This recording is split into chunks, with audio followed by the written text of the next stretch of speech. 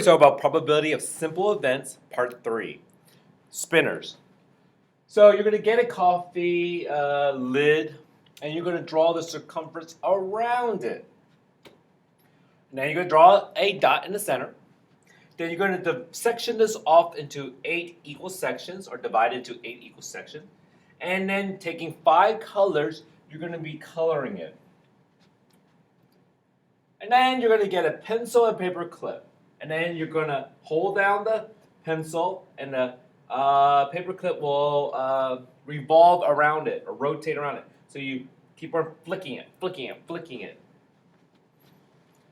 So list the possible outcome of the spinner. I use, the outcomes can be either green, yellow, blue, red, and purple. Green, yellow, blue, purple. Green, yellow, blue, purple. I feel like I'm missing one. Green, yellow, blue, purple. Did I say red? And red. Those are the possible outcomes. So list your possible outcomes here. Green, yellow, blue, purple, red. Then I would like you to spin it 20 times. Spin, spin, spin, spin, spin, spin. We're doing experimental probability. Experimental probability is actually experimenting, actually sitting and doing it, and coming out with some probability from it. So if I spin it, let's say this has 4 times, this has 5 times, this has 5 times, this has 6 times. Wait, I say 20 times. So let's say this is 3 times, 4 times, 2 times, 5 times, 9, 10, 11, 12, 13. Let's see, it's 9, 10, 11, 12, 13, 14, 6 times. So if I got 3, I got 3 out of 20. Build it up to 100, so it'll be 15%. So 15% of my spins were green. 4 out of 20, build it up to 100 times 5. That would be 20% are yellow. 2 out of 20, that's 10% are blue. 5 out of 20, that would be times 5, that's 25% are purple. And 6 out of 20 times 5 is 30% are red. What is the probability of spinning a blue?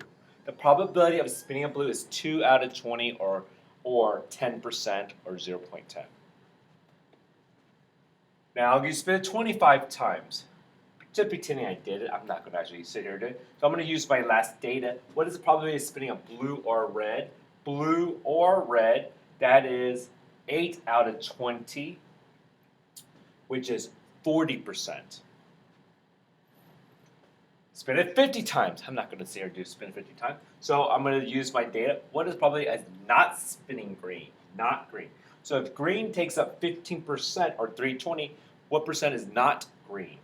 85%.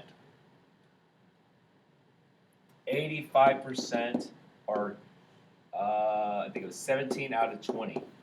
So graph it on 0, 50%, 100%. So 85% will be somewhere right here. This is not green. From here to here is not green. Then from here to here, it is green. What is probability of spinning hot pink? 0%. It's impossible. It's not going to happen. On a spinner, if you land our blue 3 out of 5 times, so 3 blue out of 5 times. How many blue will you land if you spin 20 times? So I build it up by 4, so I will land out of 20 times, 12 of them will be blue if I keep the same rate. On a spinner, if you land on red 16 out of 20 times. How many red will you land if you spin 45 times, keeping the same rate? Can 20 be built up to 45? I don't think so. I need to break this down to 8 tenths or 4 fifths. Now, can 5 times be built up to 45 times? I guess it can, because you can multiply by 9. So it is 36 red out of 45 times. So our last activity is you and your partner are going to do rock, paper, scissors. So you do 1, 2, 3. Now you shoot. don't know if you know this game, but it is an international game. People play around the world to settle disagreements. If you land a rock can break a scissor. Bam, bam, bam, bam, bam. Paper can break a rock. It crushes it. And a scissor can cut a paper. So you play rock, paper, scissor, rock, paper, scissor, rock, paper, scissor over and over and over. And then you record your results here. For example, just pretending player 1 won. Player 2 won again. Player 3 tied. Player 4, the fourth round, they tied. Player 5 won. And 6.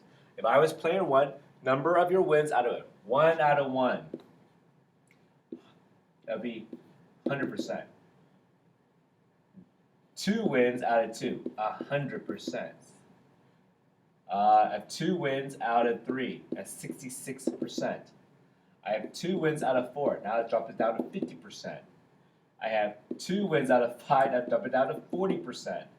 2 wins out of 6, drop it down to 33%, and so on. So, what is the probability of each of the following? Write your answers as a fraction decimal percent. Player 1 winning. I'm going to say, I didn't finish it, but I will say about 33%.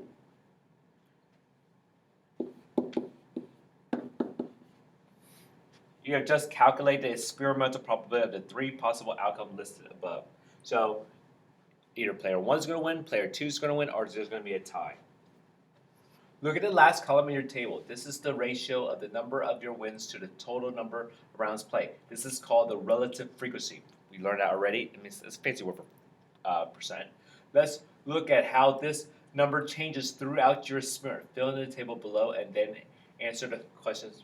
So what was the relative frequency after 1, 2, 3, 10, and 20 rounds? 1, it was 100%, 100%, 66%. So 100% my win? Yes. 100% my win? Yes. Then it went to 50% of my win. What was it? 100, oh, 66%. And then 33%. In your own words, describe what you notice about your relative frequency. It has decreased. Does your relative frequency seem to vary more towards the beginning or at the end? If you look at our table, it does vary a lot at the beginning. As we keep on doing it, you're going to notice that it's going to averages out to around 33%. Why is that? We'll find out in a few seconds. We drew the tree diagram. We only did 20 trials. What do you think would happen to your relative frequency if we did a lot more? It will all zero. It all averages out. It's going to be about the same number, 33%. Complete the tree diagram shown below for the game rock, paper, and scissors. So, if you have rock, paper, scissors, who will win? Rock can crush a scissor. So player 1 wins. If you have paper, what are the choices? You can have a rock, paper, scissors. So paper can crush a rock. So player 1 wins. Wait. A paper is a tie. A scissor beat a paper, so player 2 wins. And then if you have a scissor, what are your choices? You have rock, paper, scissors. Who wins here? Scissors and rock. A rock can crush a scissor, so player 2 wins. A scissor can beat a paper, so player 1 wins. And scissor is a tie.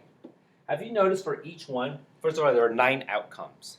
Out of 9 outcomes, there are 3 ties, 3 outcomes that were player 1 wins, 3 outcomes where player 2 wins. So it's still a 1 out of 3 chance. What a very fair game. How many outcomes are there? There are 9 outcomes. Is each outcome equally likely? Yes. It's a 1 out of 3 chance. What is the theoretical probability of player 1 winning? Theoretical means this. Without doing an experiment, using a tree diagram is in an ideal world, is what it should be. This is what it should be, the probability. In an ideal world, it's going to be a 1 out of 3 chance, or 33 and 1/3% in an ideal world. If you look at your table, you might not have gotten that because maybe somebody cheated. Because some people can gauge people. It's like say they can predict what they're going to do because they 1, 2, 3. Some people don't do it at 3. Some people they saw they did it early, so I'm going to cheat and do it. But hey, it's to your advantage. Shouldn't cheat though. So what is the theoretical? There's a 1 out of 3 chance, 1 out of 3 chance, 1 out of 3 chance of winning, losing, and tying. Compare your theoretical to the relative frequency. What do you notice? In a theoretical, it is a 1 out of 3 chance. However, in your relative frequency, if you go to your relative frequency, it's not. You got 100%, you got 66%, you got 50%, 40%, 33%. It's all it varies so much. But however, the more rounds you play, it will average out to 33%. It might not be exactly 33%, be 34%, 32%, but it'll be around 33%. However, in the experimental probability, it's through your experiment. There's all kind of biases as to the reason why it's not exactly what it should be. In the theoretical probability, it's the ideal world. It's what it should be. So in the ideal world, the theoretical probability should be 1/3. But however, in the experimental, the relative frequency might not have been 1/3. What do you notice? Explain your reasoning. So the reasoning I believe is because there might be some bias and you may have gauged what the other person you predicted what the other person was going to do. And so using that to your advantage, you were able to make yourself win. So in this one, we pretty much talk about probability again. So we have probability of spinners. You spin, you can find the probability of landing on certain colors. Using that knowledge, it can help you maybe in roulette, and if you know what that is. And in rock, paper, scissors is a very fair game. That's why people do it around the world. This is a 1 out of 3 chance of winning, losing, or tying.